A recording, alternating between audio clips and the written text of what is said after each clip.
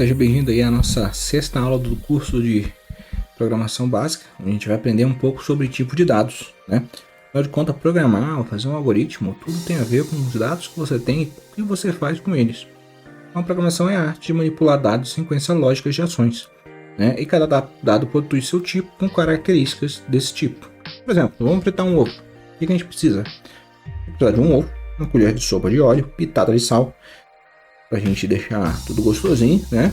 Também a gente vai precisar de um fogão, um botijão de gás, um fósforo, uma frigideira. E o que a gente vai fazer? A gente vai acender o gás, a gente vai fritar o ovo e servir o ovo.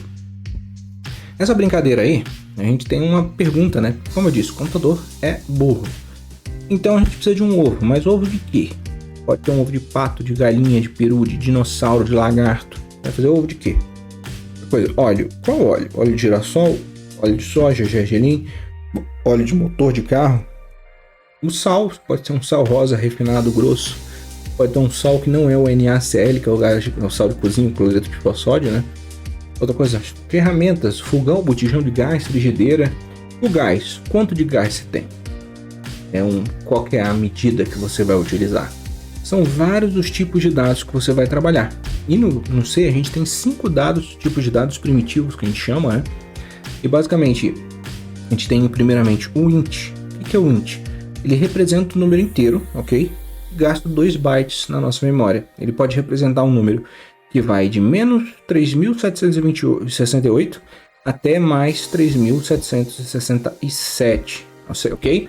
Então você pode escrever isso em uma variável, ou seja, um dado do tipo int. Outra coisa é que você pode ter também um float. O que é um float? É um número com ponto flutuante. Praticamente é um número decimal, com casa decimal, ou seja, 1,2, ok? Eles gastam, na média, 4 bytes na memória. Um valor que pode ir de 3,4 elevado a 38, a 10 elevado a menos 38, ou 3,4 elevado a mais 38, né? Outra coisa aqui é o double. O que é o double? Ele é um ponto flutuante com precisão dupla, mais ou menos é o dobro de precisão que você vai ter do float. É para números muito pequenos ou muito grandes, que a gente usa, como eu te falei, em linguagem de programação para engenharia. Lembra que eu te falei que o C foi uma linguagem criada de engenheiros para engenheiros? Por isso a gente vai ter essa representação. Mas a gente também tem o tipo de dado char. O que é o tipo de dado char? Ele é um caractere. Ele pode ser o A, B, C, ponto de exclamação, vírgula, ponto final. Ele basicamente ocupa 1 byte na memória e ele vai de menos 128 a 127, né? Pode ser alfabeto ou os sinais que a gente tem no inglês.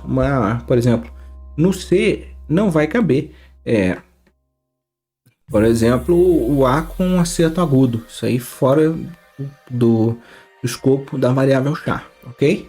E o void é o último tipo de valor, que ele representa o valor vazio, semelhante ao que a gente chama de null em outras linguagens de programação.